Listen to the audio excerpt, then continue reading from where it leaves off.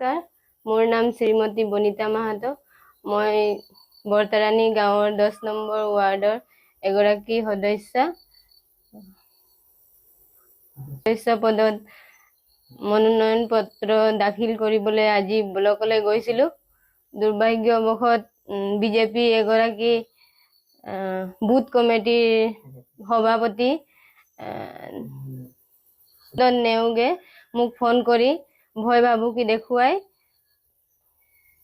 চন্দন Neog booth কমিটিৰ সভাপতি হয় বৰতাৰাণী গাঁৱৰ 10 নম্বৰ ৱাৰ্ডৰ।